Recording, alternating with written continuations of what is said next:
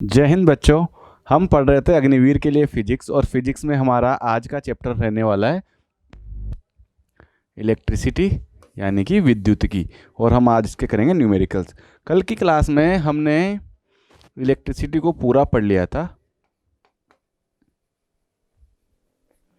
और इसकी थ्योरी वगैरह सारा कंप्लीट कर लिया था। आज हम इसके न्यूमेरिकल्स करेंगे ताकि चैप्टर ढंग से क्लियर हो जाए। तो आज का हमारा पहला क्वेश्चन रहने वाला है बच्चों कि दूरी को बढ़ाने पर विद्युत क्षेत्र पर क्या प्रभाव पड़ता है। तो अगर दूरी को हम इंक्रीज करेंगे तो विद्युत क्षेत्र जो होता है उस पर किस प्रकार प्रभाव पड़ेगा। तो आइए इसको समझते हैं कि दूरी का किस प्रकार इफेक्ट होता है। विद्युत क्षेत्र का फॉर्मूला होता है बच्चों के Q1 Q2 बटे R स्क्वायर। ठीक है, तो हम ये देखते हैं कि विद्युत क्षेत्र या विद्युत बल दूरी पर किस प्रकार निर्भर करता है। तो ये होता है समानुपाती बटे के। तो यदि हम दूरी को बढ़ाएंगे तो विद्युत क्षेत्र बढ़ेगा, दूरी को बढ़ाएंगे तो विद्युत क्षेत्र घटेगा और विद्युत क्षेत्र घटेगा, विद्युत बल घटेगा तो विद्युत क्षेत्र घटेगा, यानी कि ये उल्टा होएगा। कैसे?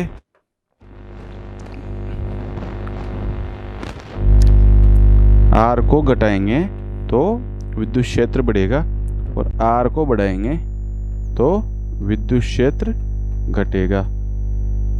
कूलम्ब बल घटेगा तो विद्युत क्षेत्र भी घटेगा। तो ये हो जाएगा बच्चों, बढ़ाने पर कम हो जाएगा। इसके बाद हमारा सेकंड क्वेश्चन रहने वाला है कि निम्न में से कौन सा गलत है। बच्चों शक्ति के 4 फॉर्मूले दिए हुए हैं और हमें यह बताना है कि इनमें से गलत कौन सा है। तो पहला फॉर्मूला हमने पढ़ा था I स्क्वायर R, दूसरा फॉर्मूला हमने पढ़ा था VI, और तीसरा फॉर्मूला हमने पढ़ा था I स्क्वायर R। एक फॉर्मूला हमने पढ़ा था P बराबर W/T, वर्क बटा समय। हमने 4 फॉर्मूले पढ़े थे बच्चों, जिनमें हमने ऐसा कोई फॉर्मूला नहीं पढ़ा कि यदि धारा का स्क्वायर करके प्रतिरोध का भाग दें तो हमें शक्ति मिल जाएगी।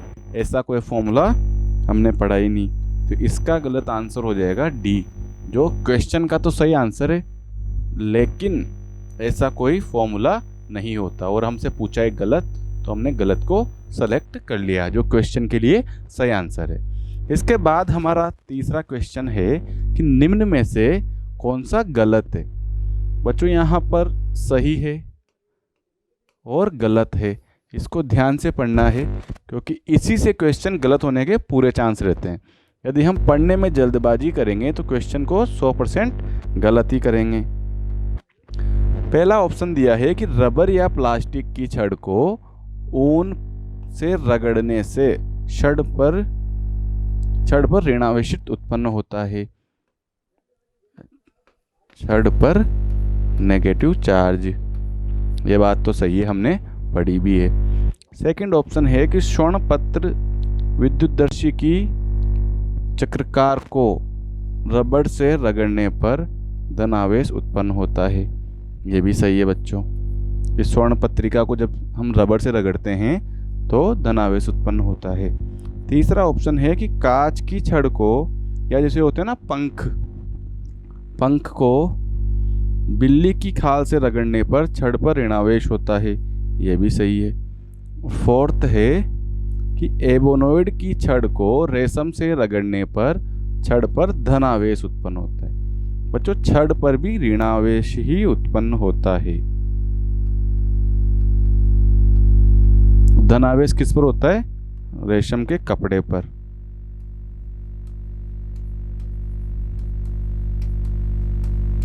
इसमें उल्टा लिख दिया, ये वाला यहां लिखना था तो ये भी सही हो जाता, लेकिन हमें एक ऑप्शन तो गलत दिया हुआ होगा ना, क्योंकि हमसे पूछा ही गलत है। तो इसका सही आंसर हो जाएगा डी कि एबोनॉइड की छड़ को रेशम से रगड़ने पर छड़ पर हमेशा ऋणावेश उत्पन्न होगा, ना कि धनावेश। इसके बाद हमारा अगला क्वेश्चन है बच्चों कि प्रत्यावर्ती धारा की वोल्टेज के कम या अधिक करने के लिए किसका प्रयोग किया जाता है? बच्चों, जो हमारे घरों में जो सप्लाई आती है वो आती है 220 वोल्ट। लेकिन आपने सुना होगा जैसे हमारे खेतों में से कोई लाइन जाती है, बड़ी बड़ी लाइनें जाती है, तो वो होती है 33,000 वोल्ट। और पावर हाउस में तो 33,000 जाती है, वहां से जो आती है वो होती है 11,000। आपने 33,000 नहीं सुना होगा तो 33 केवी तो सुना होगा, 11 केवी सुना होगा। तो ये किलो वोल्ट में है, यानी कि 33,000 वोल्ट। लेकिन हमारे घरों में आती है वो आती है 220 वोल्ट। तो ये यहाँ से यहाँ कम कैसे होती है? घरों के बाहर या चौराहे पे ट्रांसफार्मर्स लगे हुए होते हैं जो इस वोल्टेज को कम करने का काम करते हैं। तो वोल्टेज कम या ज़्यादा किससे होते हैं? ट्रांसफार्मर्स की सहायता से, जिसे गांव में डीबी भी बोलते हैं, डीबी, जो ट्रांसफार्मर्स होते हैं। अगला देखिए बच्चों कि परिपथ का वह गुण जो विद्युतीय ऊर्जा को ताप में बदलता है, यानी ऊर्जा की हानि हो रही है।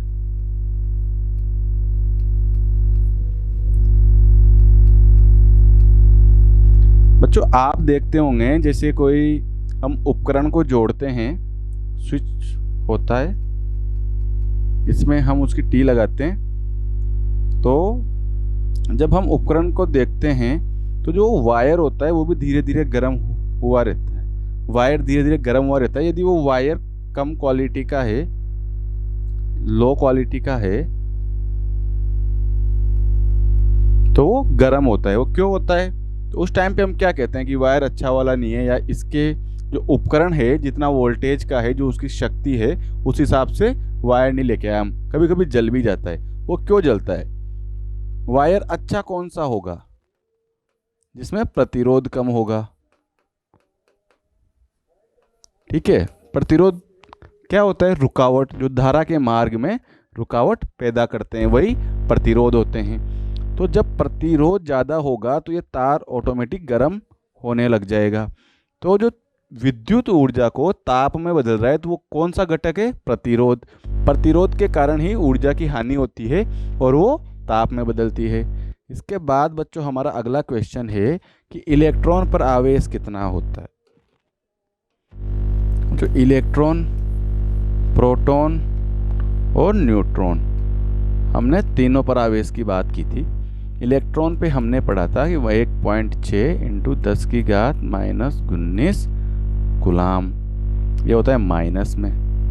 प्रोटॉन पे हमने बात की थी इलेक्ट्रॉन के बराबर लेकिन प्लस में, और न्यूट्रॉन पे कितना होता है? 0 आवेश। तो यहां हमसे पूछा है इलेक्ट्रॉन का।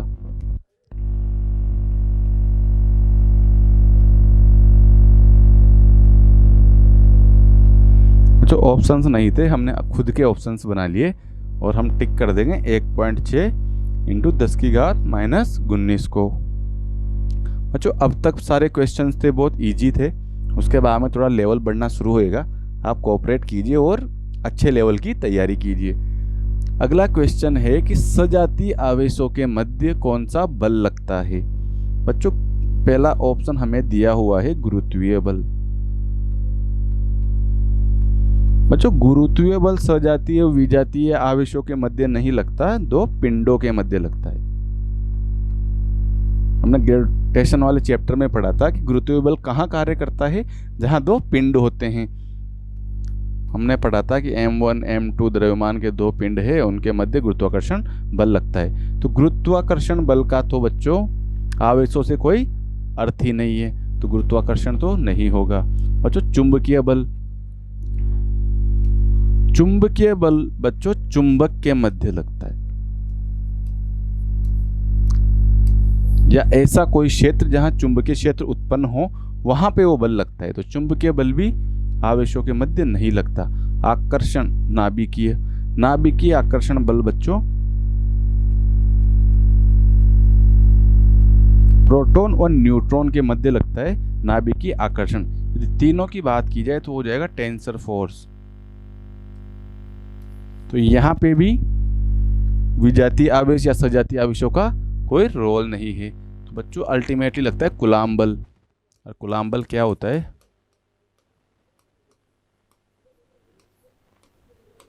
ये लगता है बच्चों आवेशों के मध्य, अब वो सजातीय हो विजातीय हो, लगेगा कूलाम का आकर्षण बल ही। और यदि सजातीय होते तो प्रतिकर्षण कह देते, सजातीय होते तो प्रतिकर्षण कह देते, लेकिन लगता कूलाम का बल ही। इसके बाद में अगला क्वेश्चन है बच्चों कि निम्न में से कौन सा कथन ऊर्जा परिवर्तन के बारे में गलत है?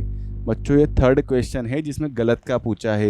यदि सही का पूछेगा तो 3 ऑप्शन गलत दिए हुए होंगे और हमसे पूछा जाएगा सही वाला।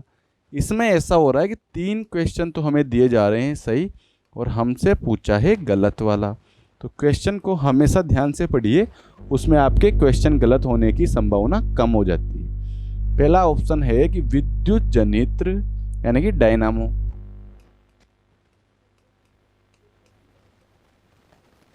डायनामो यांत्रिक ऊर्जा को विद्युत ऊर्जा में बदलता है, सही बात है।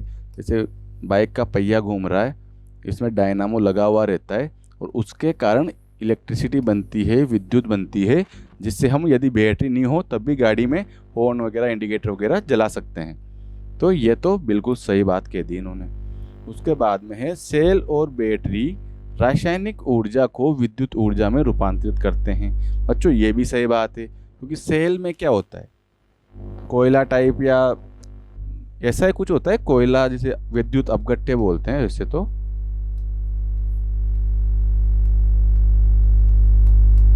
लेकिन वो कोयले के टाइप का ही होता है, चारकोल टाइप। तो रासायनिक पदार्थ होता है, उससे क्या बनता है, विद्युत ऊर्जा। तीसरा ऑप्शन है कि प्रकाशीय सेल प्रकाश ऊर्जा को विद्युत ऊर्जा में, ये भी सही बात है बच्चों। कि जैसे फोटो सेल होते हैं, हम धूप में रखते हैं तो सूर्य से एनर्जी लेते हैं और इलेक्ट्रिसिटी बनाते हैं। ठीक है, तीनों सही हैं अभी तक तो। और हमसे पूछा है गलत वाला, तो पक्का है कि फोर्थ वाला गलत होगा। तो विद्युत मोटर यांत्रिक ऊर्जा को विद्युत ऊर्जा में बदलती है नहीं बच्चों। विद्युत मोटर है ना, तो विद्युत से चलती है और क्या बनाती है, रोटेशंस, यांत्रिक ऊर्जा। तो ये इन्होंने उल्टा कह दिया, इसको यहाँ करना चाहिए था, इसको यहाँ, तो ये भी सही हो जाता। तो बच्चों इसका जो आंसर होगा वो होगा गलत वाला, यानी कि डी। विद्युत मोटर यांत्रिक ऊर्जा को विद्युत ऊर्जा में नहीं बदलती, विद्युत ऊर्जा को यांत्रिक ऊर्जा में बदलती है। तो इन्होंने उल्टा लिख दिया, यानी कि इन्होंने गलत लिख दिया। अगला हमारा क्वेश्चन है बच्चों कि विद्युत क्षेत्र की तीव्रता का मात्रक क्या होता है। विद्युत क्षेत्र की तीव्रता पूछी है और हमने ढंग से पढ़ा था कि विद्युत क्षेत्र की तीव्रता की जब बात आएगी न्यूटन पर कूलाम होगा। क्यों होगा? क्योंकि विद्युत क्षेत्र की जो तीव्रता है उसका फॉर्मूला क्या होता है बच्चों, F/Q। विद्युत क्षेत्र, उसमें आवेश कितना विद्यमान है, उसी से पता चल जाएगा कि तीव्रता कितनी है।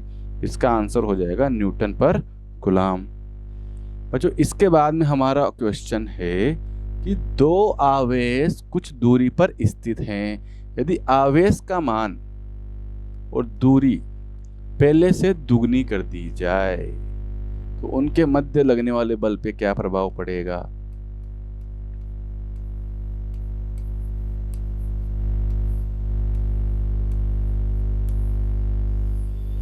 ठीक है बच्चों, ये तो हो गया पहला वाला, पहली कंडीशन तो वो जिसमें कुछ दूरी पर स्थित है। और दूसरा हमसे पूछा है कि आवेश का मान और दूरी पहले से डबल कर रहे हैं।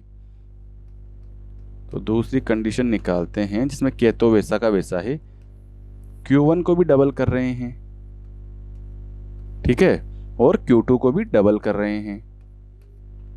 उसके अलावा जो दूरी है उसको भी क्या कर रहे हैं, डबल, और स्क्वायर तो वैसा का वैसा ही जैसा पहले था। तो जब इनको डबल किया तो हम क्या पाएंगे कि 2 और 2 4, तो ये हो गए, तो ये 4 तो आ गए बाहर, Q1 Q2 वैसा का वैसा। स्क्वायर में अंदर भी 2 है, तो जब ये भी बाहर आएगा तो 4, और R² वैसा का वैसा।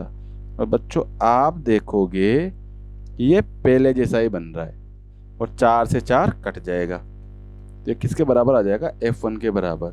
जब F2 बराबर F1 आ गया तो इसका मतलब है कि दो आवेशों के मान यदि और दूरी यदि हम डबल भी कर दें तब भी हमारा जो विद्युत क्षेत्र है वो अपरिवर्तित रहेगा।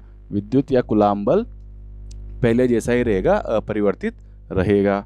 बच्चों इसके बाद में अगला क्वेश्चन है कि इलेक्ट्रॉन वोल्ट काय का मात्रक है।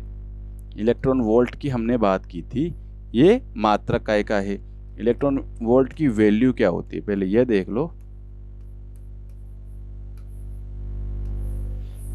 ठीक है, और कूलाम काय का मात्रक होता है? ऊर्जा का। इसके बाद में अगला क्वेश्चन है कि अति अल्प प्रतिरोध नापा जाता है। अति अल्प काय में मापते हैं? विद्युत मापी से। सीधा सा क्वेश्चन है, क्योंकि ये जो 3 चीजें हैं बच्चों, 3 यंत्र है, ये आपके सिलेबस में है भी नहीं, और विभव मापी के बारे में हमने बात की थी। तो अति अल्प का जब बात आ जाएगी कि बहुत ज़्यादा अल्प प्रतिरोध कैसे नापते हैं, तो उसका आंसर हो जाएगा विभव मापी। डायरेक्ट याद रखना है। उसके बाद में अगला क्वेश्चन है जो हमने लगातार पहली 3 यूनिटों में पढ़ा था और इसमें भी पढ़ा है कि विद्युत धारा एक राशि है अदिश। हमने जब सदिश और अदिश पढ़े थे बच्चों, आप रजिस्टर उठा के देखना, तो अदिश में जब हमने दूरी, द्रव्यमान, इनके उदाहरण लिखवाए थे कि अदिश के उदाहरण लिखिए, उसमें हमने धारा की भी बात की थी। तो आपको याद हो ही जाना चाहिए था अब तक तो कि विद्युत धारा अदिश राशि है। क्यों है? क्योंकि इसमें परिमाण होता है दिशा से, मतलब नहीं होता, परे होता है, या दिशा पर निर्भर नहीं करती, इसलिए विद्युत धारा अदिश राशि है। बच्चों उसके बाद में अगला हमारा क्वेश्चन है कि विद्युत ऊर्जा की वाणिज्यिक इकाई क्या होती है। वाणिज्यिक मतलब जो बड़े लेवल पे काम में आए, या इसको क्या, बिजनेस, बड़े बड़े बिजनेसेस, बड़ी फैक्ट्रीज, उनमें जब इकाई को यूज किया जाता है, उनका जो बिल आता है तो वो किस इकाई में आता है, ये पूछना चाह रहे हैं। तो विद्युत ऊर्जा की वाणिज्यिक इकाई हमने पढ़ी थी जो थी 1 यूनिट। अब देख लो यूनिट जैसा तो कुछ हमें दिया हुआ नहीं है, तो हम यूनिट को आगे खोल के देखेंगे। तो 1 यूनिट क्या होता है? 1 kWh। 1 kWh मतलब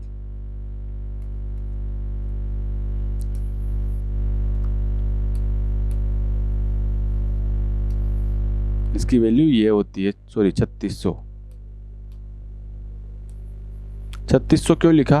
क्योंकि ये है घंटा, और घंटे को जब सेकंड में बदलते हैं तो 60 तो मिनट होते हैं और 60 ही सेकंड होते हैं, तो बोलता है 3600 सेकंड। ठीक है, तो इसकी जो इकाई हो जाएगी वो हो जाएगी 36 × 10⁵ जूल। ठीक है, तो इसका आंसर हो जाएगा बी। और हमें डायरेक्ट भी याद रखना है कि 1 यूनिट में कितने जूल होते हैं? 36 × 10⁵ जूल। बच्चों इसके बाद में अगला क्वेश्चन है कि रेक्टिफायर क्या काम आता है। इसको डायरेक्ट याद रख लीजिएगा बच्चों कि रेक्टिफायर जो होते हैं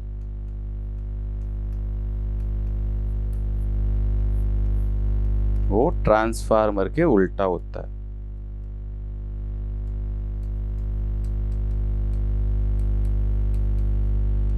से विपरीत कार्य करता है। ठीक है, ट्रांसफार्मर क्या करता है?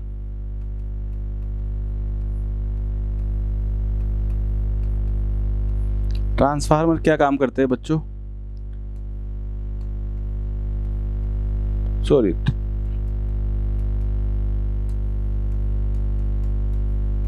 डीसी को एसी में बदलते हैं। और वोल्टेज को कम ज़्यादा करते हैं।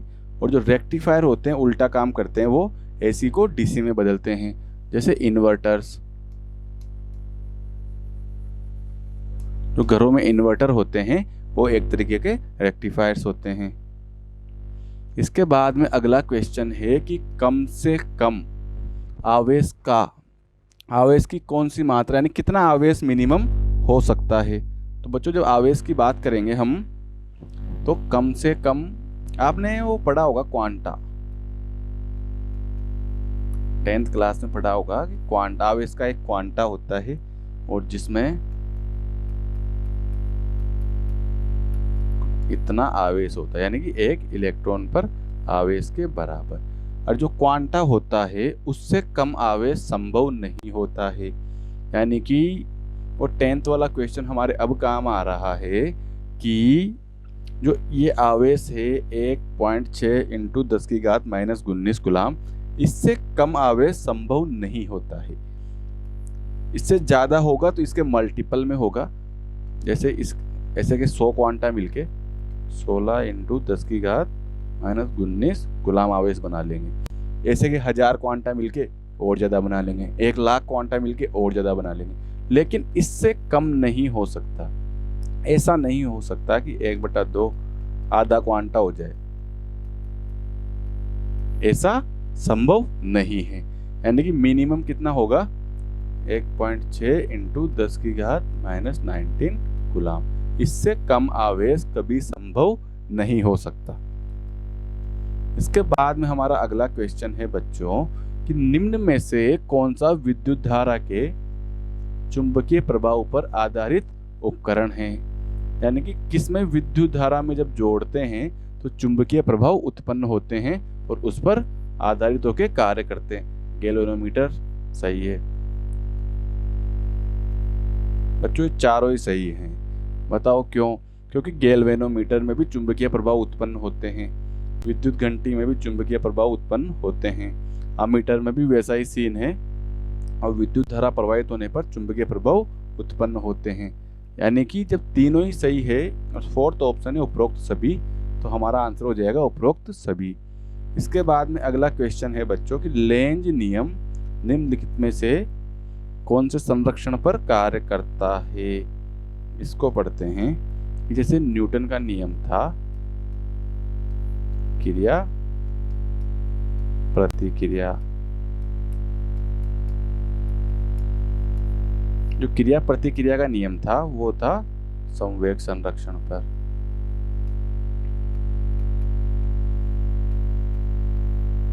संवेग संरक्षण मतलब निकाय की पहले की क्रिया, मतलब पहले की ऊर्जा, पहले का संवेग और बाद का संवेग बराबर होते हैं। और इसी प्रकार से लेंज ने जो नियम दिया था वो था ऊर्जा संरक्षण पर।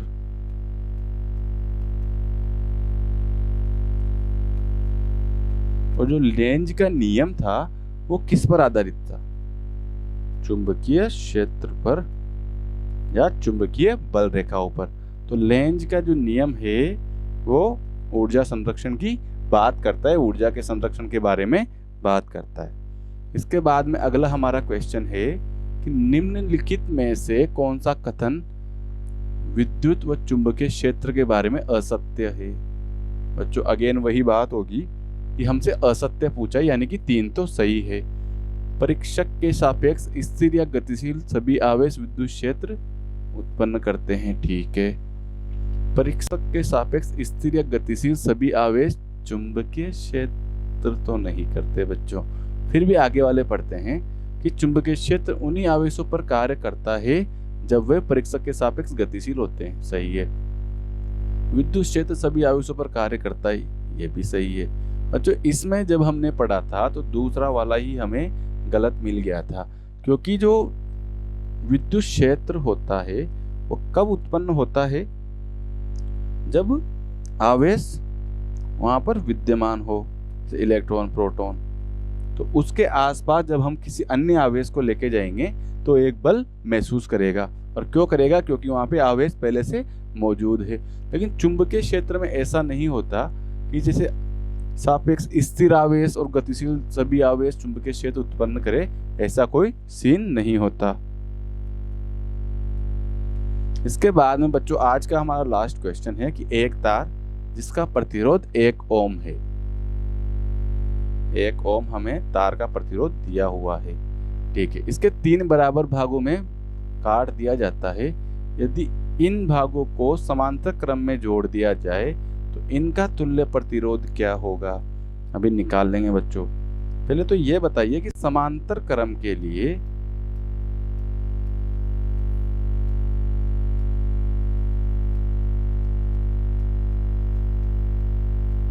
तुल्य प्रतिरोध कैसे निकालते हैं, आर इक्विवेलेंट कैसे निकालते हैं, ये भी बटे में होता है।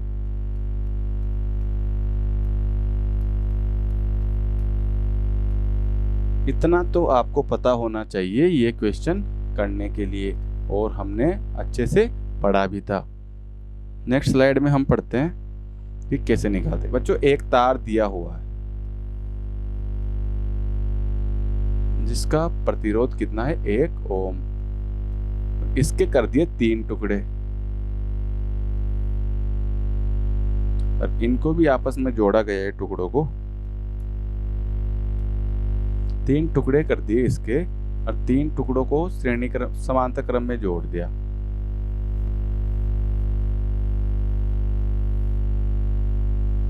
तो इसका आवेश ये कितना हो जाएगा R/3, 3 टुकड़े किए।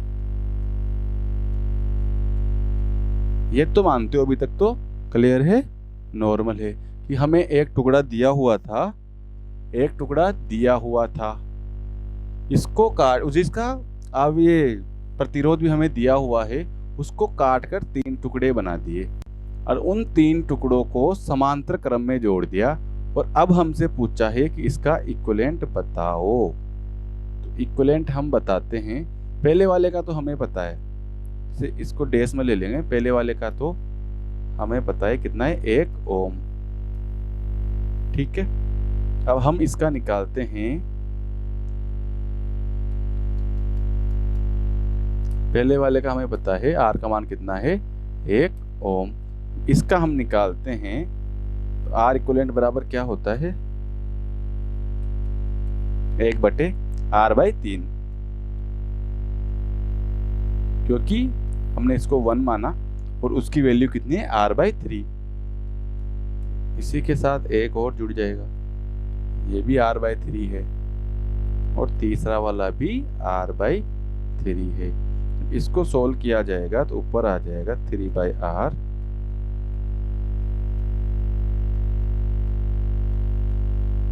ठीक है। जब आधार समान हो तो अंश जुड़ जाते हैं, तो ऊपर आ जाएगा 9/R। यहां तक हो गया बच्चों। इसके बाद में देखते हैं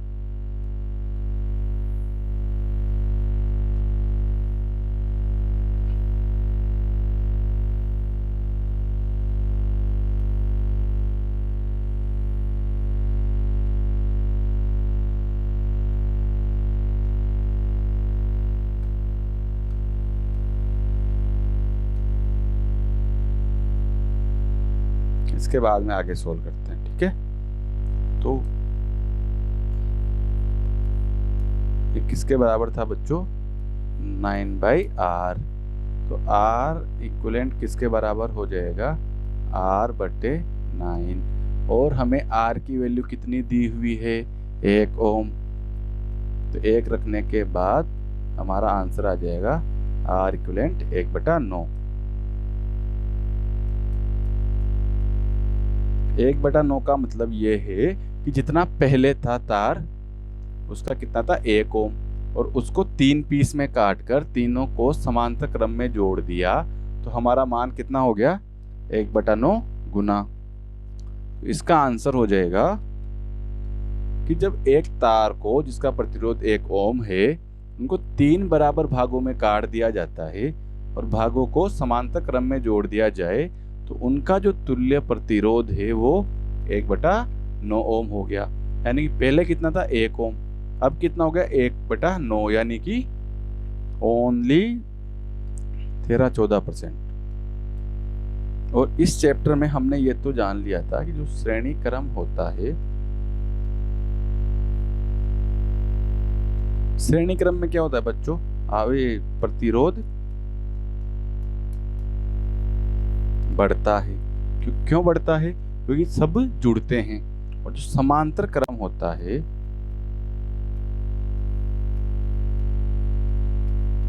इसमें प्रतिरोध घटता है। क्यों घटता है? आपने अभी देख लिया कि 1 ओम था, उसके 3 भाग किए, तीनों को समांतर क्रम में जोड़ा, 1/9 हो गया। ठीक है, तो समांतर क्रम में प्रतिरोध घटता है। इसीलिए घर की जो लाइंस होती है उसको समांतर क्रम में जोड़ा जाता है। क्योंकि एक के बाद एक होती है, सबको समांतर क्रम में जोड़ेंगे यदि, तो उससे यह फायदा होगा कि जैसे वो हीट वाली प्रॉब्लम होती है, हमने क्वेश्चन सोल्व किया था कि तार का ताप बढ़ जाता है, तो हीट वाली प्रॉब्लम समांतर क्रम के कारण नहीं होती है, क्योंकि प्रतिरोध न्यूनतम रहता है। यदि हम श्रेणी क्रम में जोड़े तो जो सबसे पहला वाला जो वायर है जहाँ से हमने जोड़ना शुरू किया, वो तार पिघल जाएगा गर्म होके और लाइन खराब हो जाएगी। इसलिए घर की जो लाइंस होती है उन्हें समांतर क्रम में जोड़ा जाता है। बच्चों, हमने इलेक्ट्रिसिटी चैप्टर पूरा पढ़ लिया और उसके अच्छे से क्वेश्चंस भी कर लिए, थ्योरी भी पढ़ ली थी। इसके बाद हम अगला शुरू करेंगे एटम।